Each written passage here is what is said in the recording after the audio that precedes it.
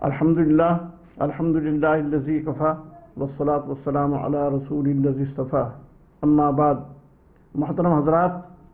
ہم یہ جانتے ہیں کہ قرآن پاک اللہ تعالیٰ نے رمضان میں اتارا، یہ لوح محفوظ سے آسمان دنیا پر نازل کیا گیا رمضان مبارک میں۔ اس لیے ہم کہہ سکتے ہیں کہ ماہ رمضان قرآن کا مہینہ ہے، اور صحابہ کرام رضوان اللہ تعالی اجمعین، تابعین، تبع تابعین، ائمہ، صلح امت اس مہینے میں قرآن سے بہت شغف رکھتے تھے۔ حضور صلی اللہ علیہ وسلم اور حضرت جبریل علیہ السلام دونوں مدارست کرتے تھے، یعنی روزانہ ایک دوسرے کو قرآن سناتے تھے۔ جتنا قرآن نازل ہو چکا تھا، ہر رمضان میں پیارے نبی صلی اللہ علیہ وسلم حضرت جبریل علیہ السلام کو اور حضرت جبریل علیہ السلام حضور صلی اللہ علیہ وسلم کو قرآن سناتے تھے اور مدارست کرتے تھے۔ اس کے معنی و مفہوم کے سلسلے میں بھی تبادلہ خیال کرتے تھے۔ مدارسان کے الفاظ آتے ہیں حدیث میں، گویا کہ پورے قرآن کا دور کرتے تھے۔ اس مہینے میں ہمیں قرآن پاک مکمل کر لینا چاہیے۔ اس کے معنی اور مفہوم کے ساتھ کم سے کم ہمیں ایک قرآن پاک کا مطالعہ اس مہینے میں کر لینا چاہیے، یہ ہمارا معمول ہونا چاہیے، اور یہ اس مہینے کا حق ہے۔ امام مالک علیہ رحمہ جو مدینے کے سب سے بڑے مالک تھے، امام الحدیث جنہیں کہا جاتا ہے، وہ حدیث لکھنے کا، حدیث سنانے کا تمام سلسلہ بند کر دیتے تھے، اور بس قرآن کے سیکھنے میں، قرآن کے پڑھنے میں، قرآن کے معنی اور مفہوم کے غور کرنے میں، اور قرآن کی گہرائی میں اتر کر اس کے موتی چننے میں لگ جاتے تھے۔ امام بخاری علیہ رحمہ کے بارے میں یہ آتا ہے، جو امام المحدثین ہیں اور جن کی کتاب الجامع البخاری اللہ کی کتاب کے بعد سب سے صحیح کتاب قرار دی گئی ہے، اصح الکتب بعد کتاب اللہ البخاری۔ ان امام بخاری علیہ رحمہ کا بھی معمول یہ تھا کہ جب رمضان آتا تو آپ تدوین حدیث کا تمام کام روک دیتے اور اللہ کے کلام کو پڑھنے، پڑھانے اور غور و فکر کرنے اور اس سے علم کے خزانے تلاش کرنے میں آپ لگ جاتے تھے۔ یہ حضرت امام بخاری رحمہ کے بارے میں بھی آتا ہے۔ تمام ائمہ اور ائمہ مجتہدین، تمام شارحین حدیث، تمام محدثین، فقہاء اور صلح امت کا یہ معمول تھا کہ جب رمضان آتا تو اپنے تمام کام چھوڑ دیتے، کتنے بھی اہم کام ہوں، بس وہ اپنی زندگیوں کو قرآن کے سیکھنے، سکھانے اور اس کے سمندر میں غوطہ زن ہو کر موتی نکالنے میں مصروف ہو جاتے تھے۔ تو ہم بھی یہ طے کریں کہ رمضان کا ہمارا زیادہ تر وقت جو ہے وہ قرآن کو سیکھنے اور سکھانے میں، اس کے معنی اور مفہوم کو سمجھنے میں، اس کے آیات میں تدبر اور غور و فکر کرنے میں صرف ہونا چاہیے، تب ہم رمضان کا حق ادا کر سکیں گے، اس لیے کہ قرآن پاک اللہ کی عظیم کتاب ہے۔ آپ جانتے ہیں کہ یہ ماہ رمضان میں یہ کتاب نازل ہوئی تو اس مہینے کو سید الشہور کہا گیا۔ یہ جس نبی پر نازل ہوئی وہ نبی سید الانبیاء قرار پایا۔ یہ جس غار میں نازل ہوئی، پہلی وحی اس کی جس غار میں نازل ہوئی، پہاڑی جبل نور کہلایا، اور یہ جس فرشتے کے ذریعے سے نازل کیا گیا حضرت محمد مصطفیٰ صلی اللہ علیہ وسلم پر، اس فرشتے کو اللہ نے روح الامین قرار دیا۔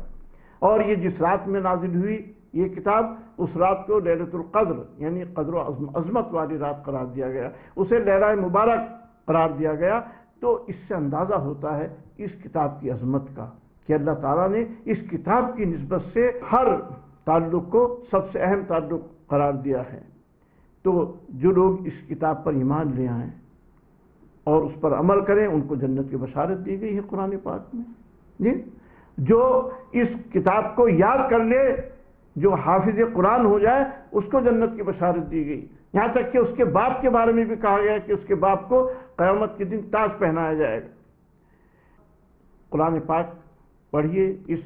مہینے میں زیادہ سے زیادہ غور و فکر کیجیے اور عمل کرنے کی کوشش کیجیے، اور قرآن پاک اس نیت سے پڑھیے کہ آپ اس سے اپنی اصلاح و تربیت کریں گے۔ یعنی جو چیزیں بھی آپ کو قرآن پاک میں ملیں گی، جو احکام آئیں گے، جو اوامر آئیں گے، ان پر آپ عمل کریں گے، اور جو نواہی آئیں گے ان سے آپ رکیں گے۔ علامہ اقبال الرحمہ قرآن پڑھتے تھے تو اس قدر روتے تھے کہ ان کے قرآن کے اوراق آپس میں چپک گئے تھے۔ لوگوں نے پوچھا کہ اے علامہ، یہ کیفیت آپ پر کیسے طاری ہوتی ہے، کیوں طاری ہوتی؟ آپ نے فرمایا کہ جب میں قرآن پڑھتا ہوں تو یہ سمجھتا ہوں کہ ہر آیت میرے اوپر نازل ہو رہی ہے، ہر آیت میرے اوپر نزول کر رہی ہے۔ ہم جب قرآن پڑھتے ہیں تو شان نزول میں یہ کہہ کر آگے گزر جاتے ہیں یہ تو یہودیوں کے سلسلے میں نازل ہوئی، یہ نصارہ کے بارے میں نازل ہوئی، یہ مشرکین مکہ کے بارے میں نازل ہوئی جی۔ اور اسی طریقے سے گویا کہ ہمارا اس سے کوئی تخاطب کا تعلق محسوس نہیں ہوتا۔ ہم یہ سوچیں ہر آیت ہم سے مخاطب ہے اور ہر آیت ہمارے لیے نازل ہوئی ہے، اور جب قرآن میں جنت کی بشارتیں آئیں تو ہم جھوم اٹھیں اور یہ تمنا کریں کہ اللہ ہمیں بھی ان جنتوں کی بہاریں نصیب فرمانا، اور ہم یہ طے کر لیں کہ قرآن پاک پر عمل کریں گے۔ اور جب جہنم کے تذکرے آئیں، جب اللہ کے عذاب کی تفصیلات سامنے آئیں تو ہم کانپ اٹھیں، ہماری آنکھوں سے آنسوؤں کی جھڑی لگ جائے کہ اللہ ہمیں اس دردناک عذاب سے بچا لینا، اور پھر ہم کوشش بھی کریں کہ ہم اللہ کے عذاب سے بچ جائیں،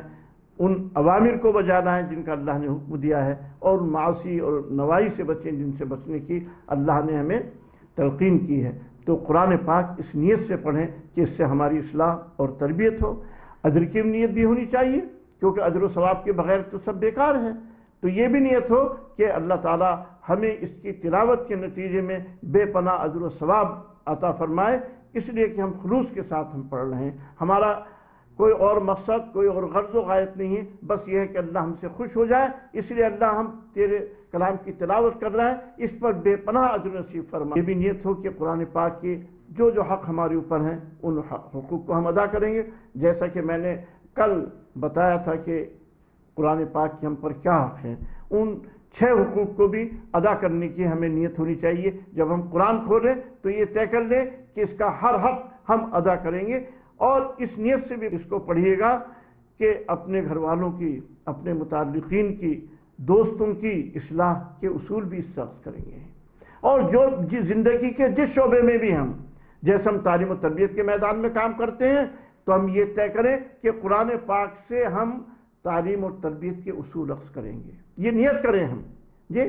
اور اگر ہم کاروبار کرتے ہیں تو قرآن پڑھتے ہوئے یہ نیت بھی کریں کہ اللہ کاروبار کرنے کے اصول ہم اس قرآن سے اخذ کریں گے۔ ہم قرآن اس لیے پڑھ رہے ہیں تاکہ ہمیں معلوم ہو کہ ہمیں کاروبار میں کن اصولوں کو اپنانا چاہیے اور کاروبار ہمیں کیسا کرنا چاہیے، ہم قرآن پاک سے یہ بھی سیکھیں گے۔ ہم اگر مزدوری کرتے ہیں تو اچھے مزدور کیسے بنے، اگر ہم مالک ہیں تو ایک اچھا مالک کیسے ہونا چاہیے، ہمارے لوگوں سے تعلقات کیسے ہوں، اگر ہم بین الاقوامی سطح پر لوگوں سے روابط بنائے ہوئے ہیں اور اللہ نے ہمیں یہ موقع دیا ہے کہ ہم سیاسی طور پر اتنے مضبوط ہیں کہ مختلف ریاستوں اور مختلف ملکوں سے ہمارے روابط ہیں، تو ہم یہ کوشش کریں کہ ان روابط کو ہم قرآن کے اصولوں پر کیسے استوار کریں گے۔ تو اس نیت سے ہمیں اللہ کا یہ کلام پڑھنا چاہیے، بلکہ میں تو یہ کہتا ہوں کہ دن بھر کا شیڈول بھی ہمیں قرآن کے مطابق بنانا چاہیے۔ جو قرآن ہمیں جو ہدایت دیتا ہے نا، اس کی روشنی میں ہم دن بھر کا شیڈول بھی بنا سکتے ہیں، اپنی زندگی کو بھی ارینج کر سکتے ہیں، یعنی ہم لائف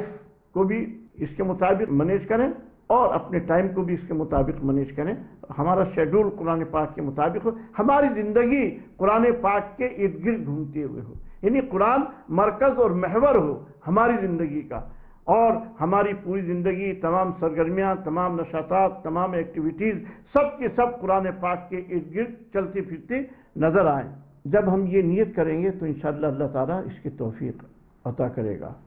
انما الاعمال بالنیات او کما قال علیہ الصلوۃ والسلام، عمل کا دار و مدار نیت پر ہوتا، تو اس لیے جب قرآن پڑھیں آپ تو اس طرح کی تمام آپ نیت کریں۔ عبداللہ ابن مبارک فرماتے ہیں کہ چھوٹے چھوٹے کاموں کو نیت بہت بڑا بنا دیتی ہے، تو اگر ہم کوئی چھوٹا کام کریں لیکن نیت ہماری بہت اعلیٰ اور رفع ہو تو وہ کام بھی بہت اعلیٰ اور رفع ہو جائے گا۔ اور ایک دفعہ یحییٰ بن نصیر نے کہا کہ نیت کرنا سیکھ لو، اس لیے کہ یہ عمل سے زیادہ اہم ہے، عمل سے زیادہ اہمیت نیت کی ہے۔ نیت اچھی ہوگی تو ہمیں اجر و ثواب بھی ملے گا، قرآن بھی ہماری سمجھ میں آئے گا، اللہ تعالیٰ عمل کی توفیق بھی دے گا۔ حضرت عمر رضی اللہ تعالیٰ عنہ فرمایا کرتے تھے کہ جب تمہیں نیت کرنے کی توفیق مل گئی تو یہ سمجھو عمل کرنے کی توفیق بھی مل گئی۔